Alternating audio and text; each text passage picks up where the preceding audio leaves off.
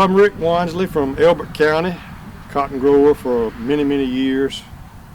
In midsummer, y'all were here, and we had just gotten over 16 inches of rain during the month of August. And that set us up for some problems later on in the year with second growth and immature stuff in the top of the stalk at harvest time, which is what we've had to deal with. But overall, I've had a pretty decent crop year. I'm guessing my overall yield is going to be somewhere in the 800-pound range.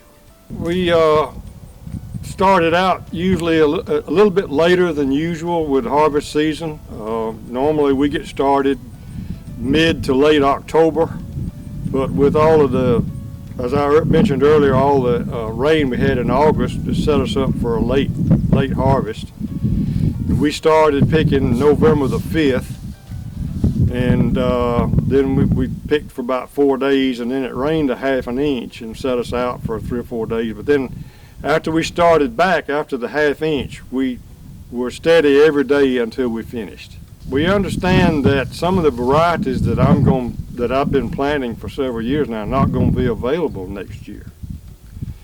And so I tried a new one this year, and it was rather disappointing.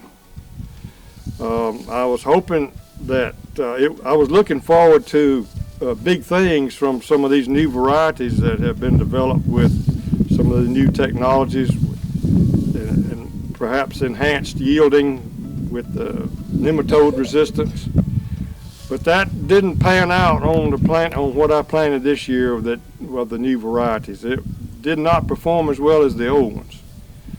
So I'm going to be looking to see what kind of yield performance some of these new varieties give us before I start picking and choosing what I'm going to plant next year. I might be interested in the new Thrive On technology that they've got going out. That might be a benefit to me. But until I see OVTs and all that after harvest, I won't make a final decision as to what I'm going to plant next year.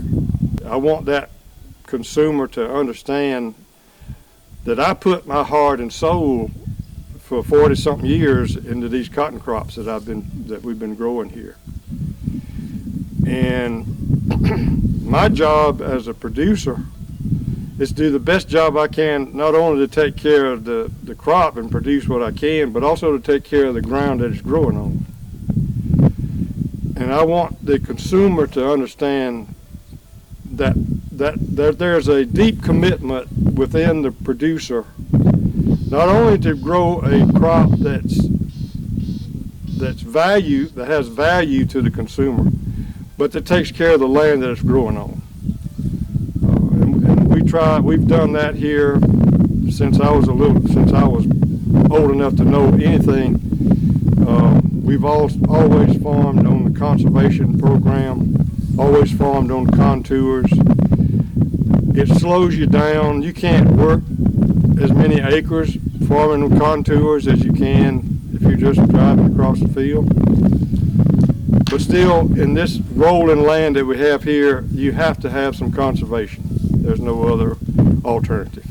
I am thankful for my family, my kids, my grandchildren,